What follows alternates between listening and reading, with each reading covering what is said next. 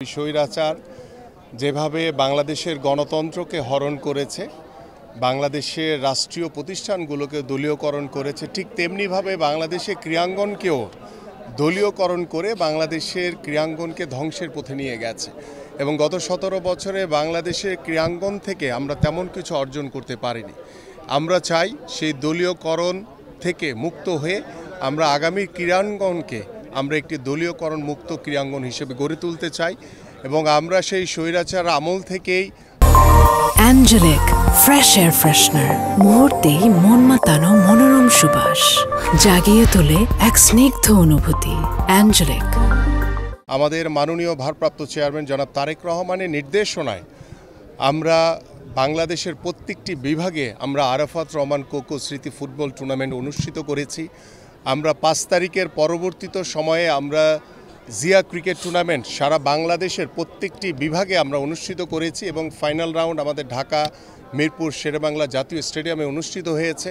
এবং আমাদের ঢাকা মহানগর উত্তর বিএনপি কর্তৃক আয়োজিত আমরা জিয়া আন্তঃথানা ফুটবল টুর্নামেন্ট আমাদের ফাইনালের অপেক্ষায় রয়েছে। ঠিক এইভাবে আপনারা দেখেছেন গতকালকেও আমরা জিয়া সুইমিং কার্নিভাল করেছি এবং যেটি আমাদের যে জিয়া উদ্যান এবং সেই জিয়া উদ্যানের লেকে একটি নব এবং নতুন চিন্তা ভাবনা নিয়ে আমরা সেখানে বাংলাদেশের বরেণ্য সাঁতারুরা সেখানে সাঁতার কেটেছে। আমরা ঠিক এইভাবে সারা বাংলাদেশের প্রত্যেকটি প্রত্যন্ত অঞ্চলে খেলাধুলার মাধ্যমে আমরা আমাদের ভবিষ্যৎ প্রজন্মকে একটি সুস্থ জাতি হিসেবে গড়ে তুলতে চাই এবং খেলাধুলার প্রতি আকৃষ্টতার মাধ্যমে যেখানে গত 17 বছর দেখেছি যে আমাদের যুব সমাজ মাদকের দিকে আকৃষ্ট হয়ে ধ্বংসের পথে চলে গেছে, মৃত্যুর করাল গ্রাসে তারা আক্রান্ত হয়েছে। আমরা সেই মাদক থেকে আমাদের সন্তানদের ভবিষ্যৎ যুব সমাজকে আমরা খেলার মাঠে আকৃষ্ট করে আমরা একটি মাদক মুক্ত সমাজ গড়তে চাই। পাশাপাশি আমরা এই ধরনের খেলাধুলার আয়োজনের মাধ্যমে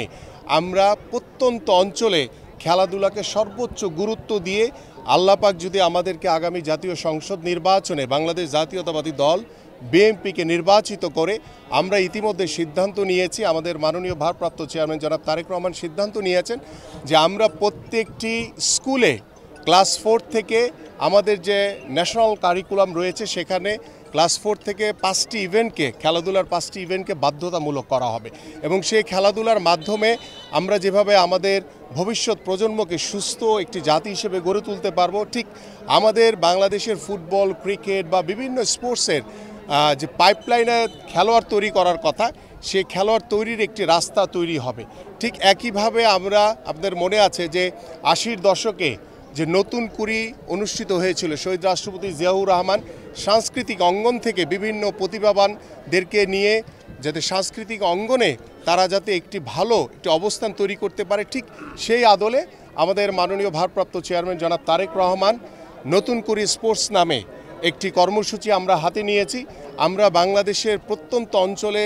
যে সকল প্রতিভাবান ক্ষুদে খেলোয়াড় রয়েছে তাদেরকে দায়িত্ব নিয়ে ইতিমধ্যে আমাদের মাননীয় ভারপ্রাপ্ত চেয়ারম্যান অনেক কয়েকজন ফুটবলারের দায়িত্ব নিয়েছেন, আমাদের ক্ষুদে দাবারুদের দায়িত্ব নিয়েছেন। ঠিক এইভাবে আমরা বিভিন্ন জায়গায় যেখানে প্রতিভাবান খেলোয়াড় রয়েছে তাদেরকে আমরা সংগ্রহ করে তাদেরকে ভবিষ্যতে আমরা যাতে সরকারিভাবে রাষ্ট্রীয়ভাবে তাদের পড়াশোনা এবং খেলাধুলার সকল দায়িত্ব সরকার গঠন করবে, আমরা এই কর্মপরিকল্পনার মাধ্যমে বাংলাদেশের রাজনীতির একটি গুণগত পরিবর্তন করতে চাই, যে পরিবর্তনের মাধ্যমে আমাদের যে তরুণ সমাজ, আমাদের যে যুব সমাজ রয়েছে, আমাদের তরুণদের যে চিন্তাভাবনা রয়েছে, আমরা সেই গতানুগতিক রাজনীতি থেকে বের হয়ে এসে আমরা এই খেলাধুলার মাধ্যমে আমরা একটি সামাজিক পরিবর্তন আনতে চাই আমাদের বাংলাদেশে। আমরা রাষ্ট্রীয়ভাবে একটি সামাজিক পরিবর্তন এনে আমরা বাংলাদেশের রাজনীতির একটি গুণগত পরিবর্তন আনতে চাই।